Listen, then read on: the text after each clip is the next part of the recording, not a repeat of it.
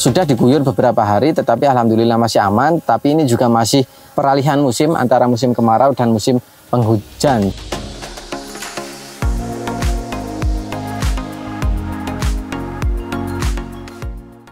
Assalamualaikum warahmatullahi wabarakatuh, sahabat petani semua. Video kali ini kita akan membahas tentang hasil dari tanaman cabai yang pernah sempat kita review. Kira-kira bagaimana hasilnya, apa kelemahannya, kemudian apa keunggulannya. Insya Allah akan kita bahas secara detail untuk memantapkan hati teman-teman semua. Video lengkapnya setelah yang satu ini.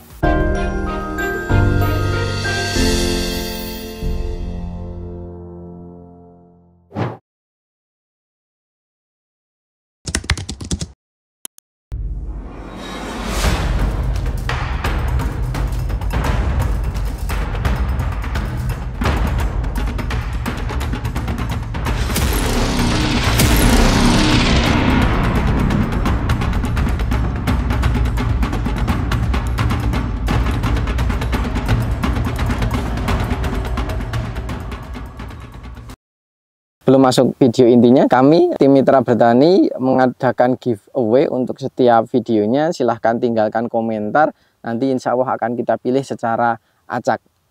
Untuk pemenang yang beruntung akan mendapatkan satu buah kaos cantik eksklusif yang akan diberikan oleh Mitra Bertani tanpa pungutan biaya spesial pun. Dan pemenang akan kita sampaikan pada video selanjutnya. Pastikan ikut andil dan pastikan pantau terus channel Mitra Bertani TV, karena insya Allah kita akan terus berbagi dan pemenangnya akan kita sampaikan di video selanjutnya.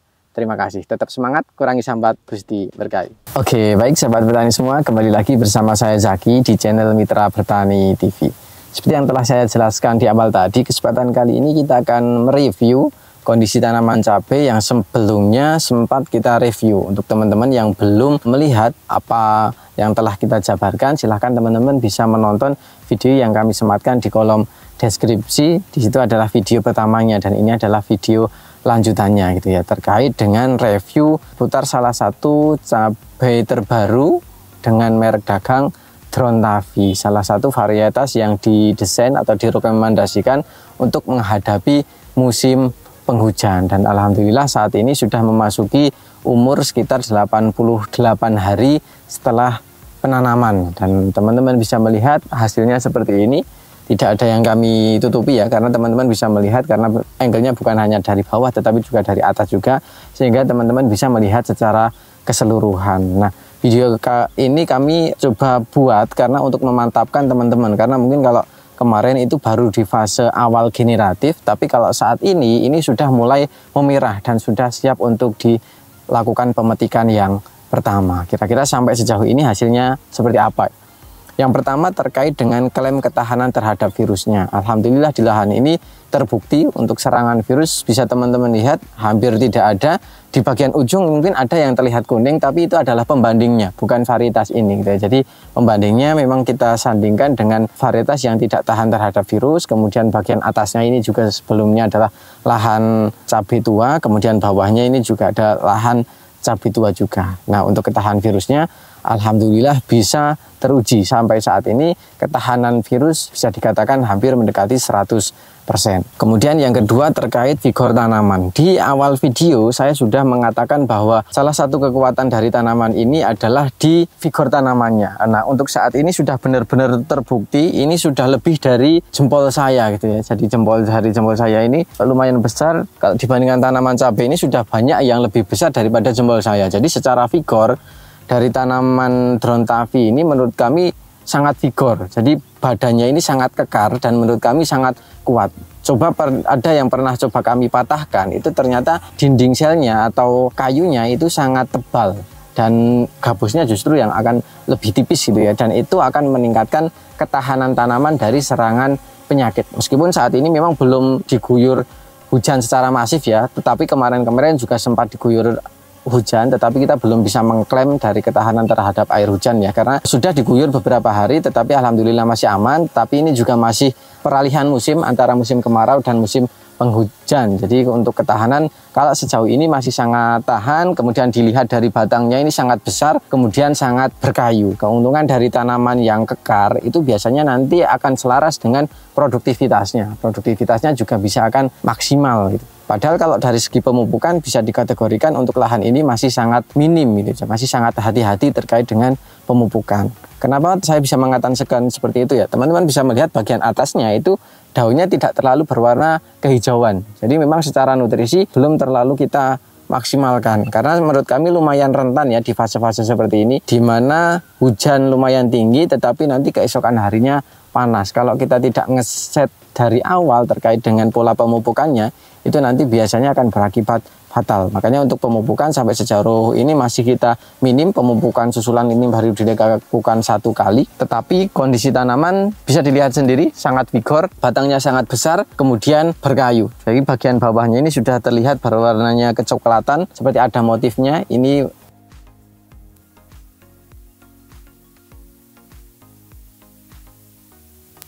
dan bagian atasnya ini tanamannya vigor ya, bisa tinggi. Ini ajirnya sekitar 175 cm kalau tidak salah. Ini sudah hampir menyentuh di ujungnya. Berarti ini mau tinggi, dan ruas batangnya ini untuk di lahan ini bukan karena panjang-panjang terus tanamannya tinggi gitu ya. Kalau dari ruasnya ini normal, jadi tidak terlalu panjang, dan memang dasarnya untuk tanaman ini tinggi gitu. Jadi vigor kemudian tinggi. Ini sangat mendukung untuk teman-teman yang suka menanam tanaman cabai dengan kondisi tanaman yang vigor, kemudian dan yang tinggi. Selanjutnya terkait tadi kondisi ketahanan virus itu sudah terbukti, kemudian kondisi tanaman ini sangat vigor. Selanjutnya adalah di buahnya. Nah, di buahnya sendiri ini untuk keunggulannya, teman-teman bisa melihat dari bawah sampai atas, ini tingkat nyantolnya buah menurut kami lumayan tinggi. Keberhasilannya itu memang dari bawah sudah mulai banyak yang berhasil. Kalau ada beberapa yang kosong itu bukan lebih dari karena kerontokannya, tetapi karena dipetik. Karena kita tumpang sarikan dengan tanaman CMK, jenis lokal seperti ini. Itu nanti akan coba kita ulas dampak positif dan dampak negatifnya ketika kita menumpang sarikan antara tanaman cabai merah keriting dengan tanaman cabai rawit. Kemudian dari buahnya, dari bawah ini alhamdulillah jadi, kemudian di setiap ruas banyak buahnya itu double. Meskipun tidak semuanya ya, tetapi beberapa ruas itu buahnya double, jadi lebih dari 1 buahnya. Kemudian yang menarik adalah di diameter buahnya. Diameter buahnya ini menurut kami di kelasnya tipe tegak semi merunduk, menurut kami ini adalah salah satu yang paling besar gitu ya. Jadi menurut kami sangat memuaskan. Jadi diameternya itu lumayan besar. Kalau di deskripsinya itu mungkin sekitar lebih dari 1 cm ya. Tapi kalau melihat dari buahnya ini memang menurut kami besar. Secara sekilas, karena kami kebetulan tidak membawa alat ukurnya, secara sekilas memang terlihat besar, dan menurut kami justru malah sangat besar ketika dibandingkan dengan tipe sejenisnya. Kemudian tingkat ketebalan kulit buahnya ini juga tebal ya, jadi lumayan keras. Sepertinya ini di daya tahan simpannya ini juga lumayan tahan. Kalau tidak salah di deskripsinya itu adalah 6-8 hari. Dan kalau melihat buahnya ini memang sudah merah pun ini tetap masih keras, sehingga mungkin itu salah satu penciri buah tersebut memiliki ketahanan simpan yang lumayan lama atau lumayan awet. Kemudian dari produktivitasnya dari bawah sampai atas lumayan, jadi karena diameternya besar mungkin perbedaannya dengan Absolut 69 ya. Kalau dari diameter buahnya ini jelas lebih besar gitu. Jadi meskipun secara kuantitas jumlahnya mungkin tidak terlalu banyak, tetapi dari tonasenya mungkin ini bisa mengimbangi. Nanti coba kita ukur ya, bobotnya itu sekitar berapa gram, atau untuk 1 kilo itu diisikan berapa buah, itu coba nanti kita hitung di panenan yang pertama ini. Tapi pada dasarnya kalau sekilas secara kasat mata kulit buahnya ini tebal, kemudian diameter buahnya lumayan besar. Mungkin itu ya 3 poin terkait dengan kelebihannya, mulai dari ketahanan virusnya ini sudah jelas terbukti, kemudian vigor tanamannya ini sangat vigor, kemudian produktivitasnya tinggi, kemudian buahnya berbobot dan kulit buahnya tebal. Untuk kelemahannya juga mungkin perlu kita sampaikan ya. Jadi di drone Tavi 56 ini, secara pengamatan kami untuk di lahan ini gitu ya, dengan perawatan yang sama itu ada beberapa kelemahan. Di antaranya adalah pada buahnya. Jadi keseragaman buahnya ini menurut kami mungkin di angka sekitar 85%-an gitu. Jadi mungkin ini masih terus dilakukan perbaikan. Tetapi kalau untuk di lahan ini ada beberapa yang di luar pada umumnya. Jadi keseragamannya ini belum bisa 100%, tapi menurut kami mungkin di angka sekitar 85%-an gitu. Kalau tanaman hampir sama, hanya saja di buahnya. Nah, di buahnya itu ada yang ujungnya itu agak sedikit lancip, tetapi ada yang sedikit tumpul. Nah, itu mungkin juga di sebagian daerah ada yang menjadi masalah dan ada juga yang tidak apa-apa gitu ya. Tetapi apapun itu, kalau di lahan ini yang saya lihat, meskipun ujung buahnya itu lancip, itu tetap kulit buahnya itu tetap tebal gitu. Jadi menurut kami itu tetap tahan terhadap daya simpan. Nah, jadi untuk keseragaman buah menurut kami di lahan ini itu baru di angka sekitar 85%. Jadi mungkin ini teman-teman juga bisa diperhitungkan. Tetapi kalau menurut kami juga masih aman ya, karena nanti tetap akan tertutupi ya. Jadi karena yang dominan tetap buahnya itu yang tipenya tumpul, kemudian daging buahnya tebal gitu, dan diameter buahnya besar. Ini mungkin nanti akan tertutupi, tetapi mungkin tidak ada salahnya teman-teman mengetahui kelemahan atau kekurangan dari Drontavi 56 ini. Selanjutnya mungkin ini kondisi tanamannya ini vigor, kemudian bakal bunganya ini juga lumayan banyak dari bawah sampai atas ini lumayan banyak, dan menurut kami ini lumayan responsif terhadap pemupukan. Jadi PR-nya itu teman-teman bisa mungkin memberikan pupuk itu dalam interval yang lumayan sering, mungkin seminggu sekali atau 2 minggu sekali, dan sebisa mungkin jangan sampai kekurangan nutrisi gitu ya, karena kondisi tanaman seperti itu kalau tidak disuplai dengan nutrisi yang mencukupi, itu nanti bisa berdampak pada keterlambatan dalam pertumbuhannya atau kerontokan dalam bunga dan buahnya gitu. Jadi sebisa mungkin nutrisinya itu tetap bisa, nggak harus banyak-banyak, tetapi sebisa mungkin diberikan secara berkala gitu. Dan mungkin untuk sebagian daerah kalau yang tidak biasa memberikan nutrisi juga bisa menjadi kewalahan gitu ya. Tetapi pada dasarnya sama seperti manusia, kita juga butuh makan, tanaman juga butuh makan. Semakin banyak jumlah bakal buahnya, kemudian semakin besar diameter buahnya, itu otomatis memerlukan suplai nutrisi yang banyak juga. Jadi terkait dengan kelemahan atau kekurangan itu tadi di keseragaman buahnya itu di angka sekitar mungkin 85%-an. Kemudian untuk pemupukan ini sebisa mungkin dilakukan secara maksimal karena memang kebutuhannya menurut kami lumayan tinggi terkait dengan pemupukan. Kemudian yang terakhir adalah di nilai jualnya. Ini masuk ke kategori yang tipe tegak atau sama dengan yang tipe merunduk.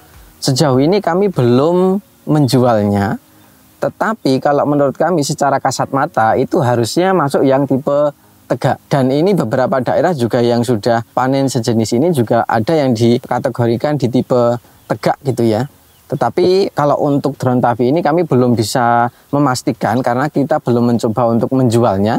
Tetapi kalau dilihat secara kasat mata ini harusnya masuknya tipe yang tegak karena dari segi ketebalan buahnya kemudian daya simpannya sepertinya ini masuk gitu. Tetapi nanti mungkin ada pertimbangan-pertimbangan lain yang mungkin kami juga belum paham ya. Tapi sampai sejauh ini menurut kami ini harusnya masuknya ke tipe tegak dan harganya harusnya ini lebih mahal gitu. Tetapi kadang kembali lagi ke daerah teman-teman. Karena kalau ini dicampur dengan yang tipe tegak biasa tentunya sepertinya tidak akan terlihat gitu.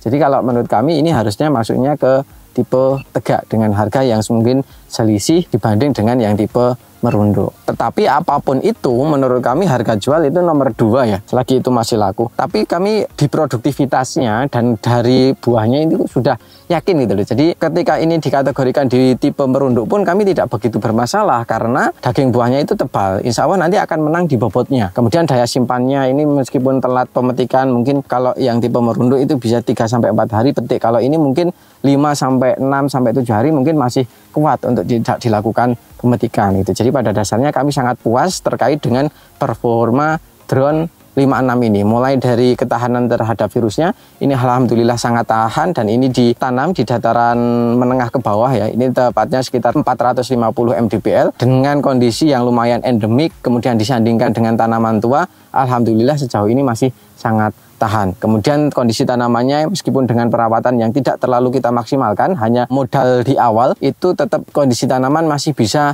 maksimal, masih sangat vigor, kemudian batangnya ini sangat besar, kemudian berkayu, kayunya juga sangat tebal, kemudian ruas antar batangnya juga alhamdulillah pendek-pendek. Kemudian selanjutnya adalah di produktivitasnya, tingkat keberhasilan bunga menjadi buah alhamdulillah di lahan ini juga lumayan tinggi, dengan buah diameternya lumayan besar dan tebal dan memiliki ketahanan simpan yang menurut kami lumayan. Kemudian untuk kelemahannya, untuk keseragaman buah ini belum terlalu seragam, mungkin di angka sekitar 85%. Kemudian untuk pemupukan, saran kami lebih dioptimalkan atau lebih diseringkan, meskipun tidak terlalu banyak tetapi lebih sering, karena untuk menunjang tanaman, kemudian bunga dan buahnya.